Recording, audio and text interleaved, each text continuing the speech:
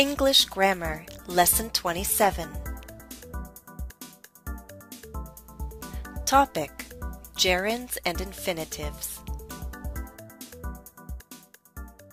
I love Halloween, not just October 31st, but before that too. I enjoy preparing for Halloween. I like buying decorations and putting them up, and I like to make my own decorations. I made these little ghosts with my children. Last year, my son dressed up as a robot. I made that costume. This year, he is going to use a store-bought costume. However, my daughter wants to be a firefighter, and I've promised to turn her stroller into a fire engine. I'm going to use these boxes and somehow turn all of this into a fire engine.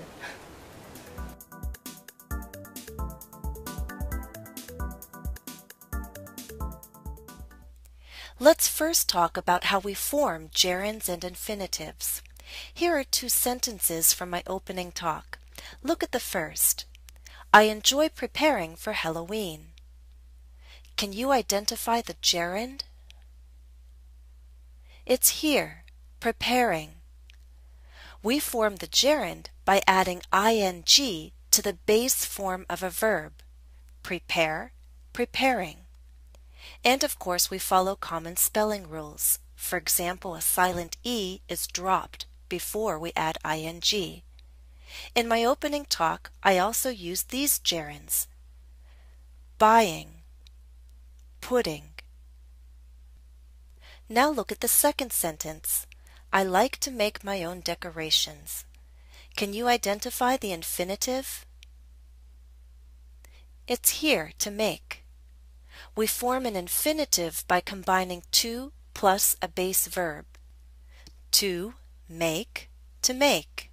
Another infinitive you heard me use was to turn. Now that you know how to form a gerund and infinitive, let's talk about how we use them.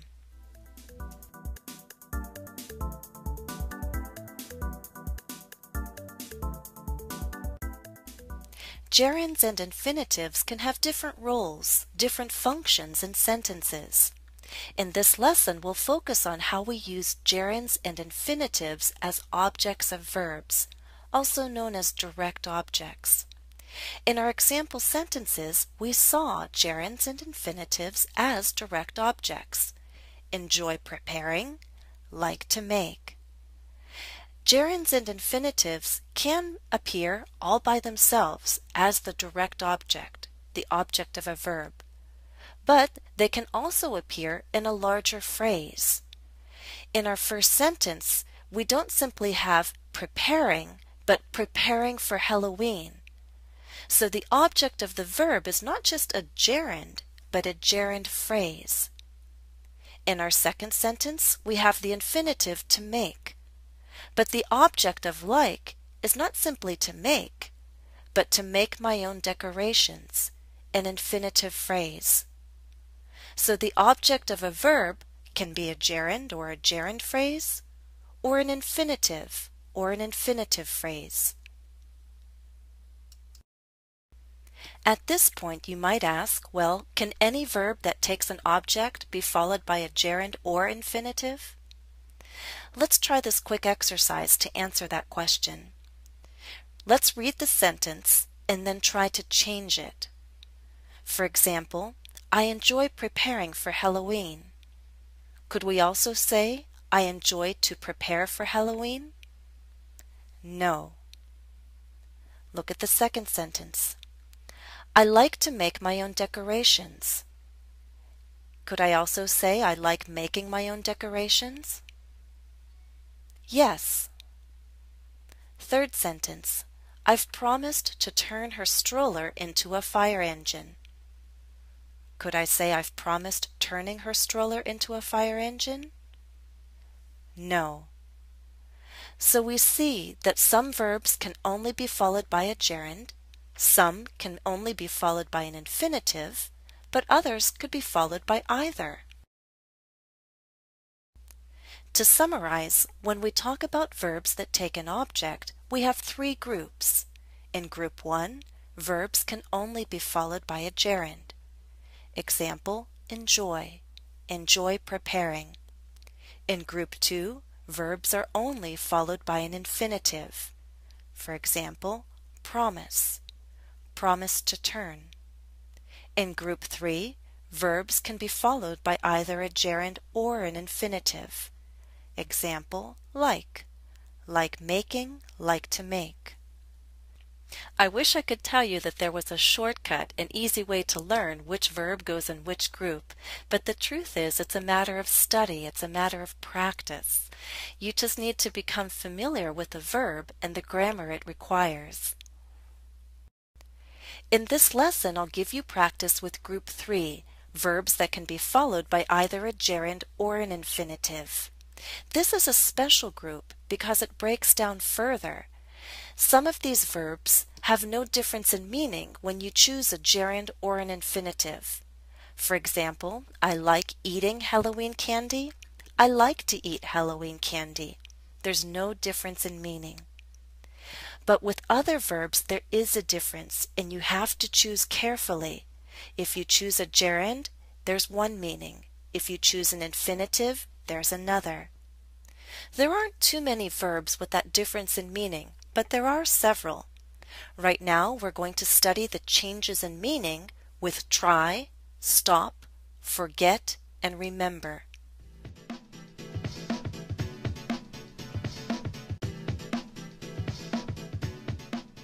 In the past, I always used pumpkin from a can when I made pumpkin pie. This year, when I make my pie, I'll try using fresh pumpkin. You heard me say, I'll try using fresh pumpkin. That means I'm going to test this new recipe out.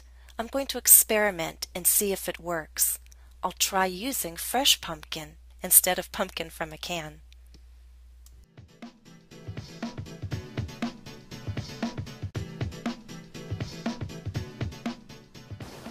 My son brought this pumpkin home from a school field trip to a farm.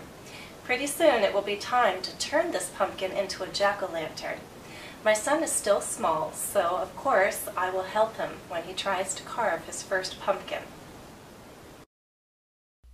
You heard me say that I'll help my son when he tries to carve his first pumpkin. In other words, this year, for the first time, he wants to attempt to carve his first pumpkin. And I'll help him when he tries to do that. Make that attempt.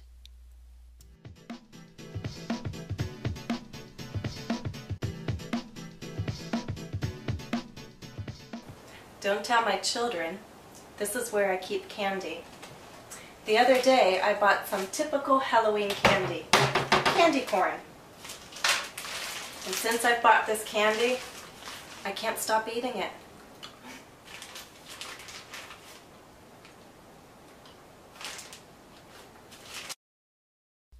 You heard me say that I can't stop eating this candy.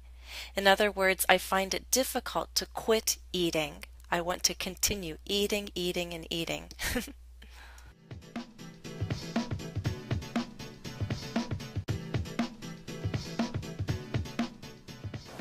I've been working all morning. I'm going to stop to have a cup of tea now.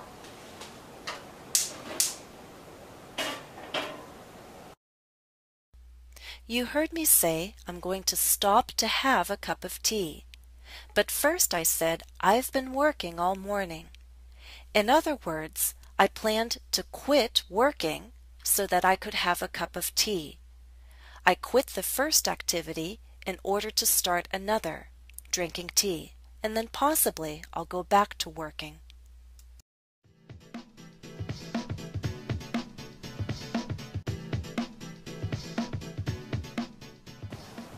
These are my children's candy holders for trick-or-treating. I remember going trick-or-treating as a little girl, and you know what? I had candy holders just like these. You heard me say, I remember going trick-or-treating.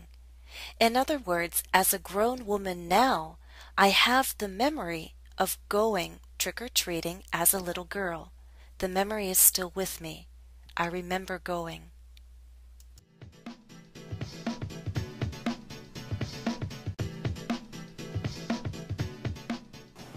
Probably the most important event on Halloween is trick-or-treating. That's why it's good I remembered to buy Halloween candy. If you remember to do something, then you didn't forget to do it. You did it. I said I remembered to buy Halloween candy. In other words, I did not forget to buy Halloween candy. Understand?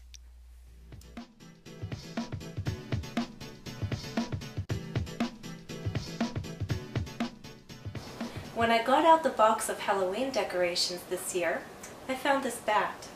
I don't remember buying this bat. How could I forget buying such a cool decoration? If I forget buying a decoration, I no longer have the memory of doing that action. I don't remember actually buying the decoration. I asked, how could I forget buying such a cool decoration? Forget buying.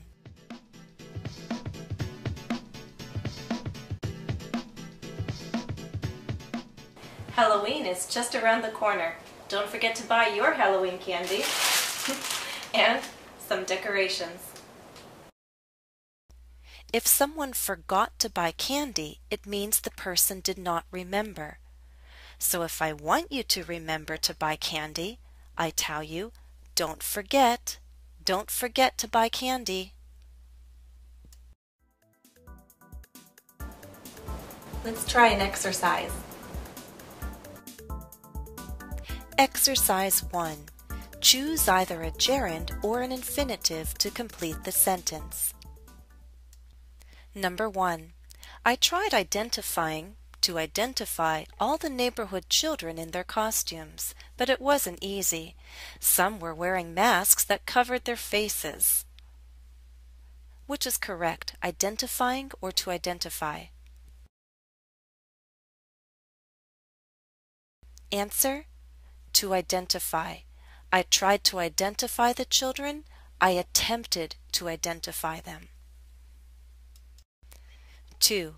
Please don't forget to take a picture of the children in their costumes, the grandmother asked. Answer: to take. Please don't forget to take a picture. In other words, she's asking, please remember to do this. Don't forget to take a picture.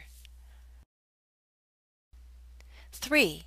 While walking home from school, the boy stopped to look at the scarecrow in the neighbor's front yard. He smiled at its funny face and clothes. Answer: to look. He stopped to look, so he quit walking in order to take a look. 4. I don't remember to see little Joey among the children who came to our house. Did he go trick-or-treating this year? Answer: seeing. I don't remember seeing, meaning I don't have the memory of Joey coming to our house. If he did, I forgot about this. I don't remember seeing. Exercise 2. Complete the sentences with your own ideas. 1. Have you ever tried eating a familiar food in a strange new way? You can begin your answer this way. I once tried eating. 2. During the day, everyone must take a short break from working or studying. When did you rest today, and what did you do?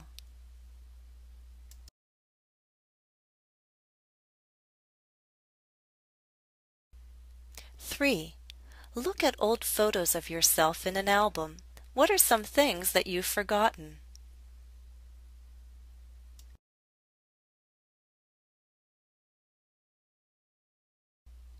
4. Which big holiday is coming up next? What do you have to do to prepare for it?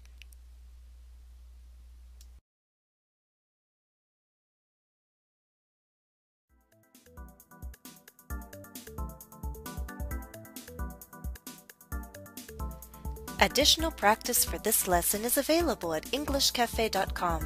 Follow the direct link listed in the video description. That's all for now. Thanks for watching and happy studies. And happy Halloween!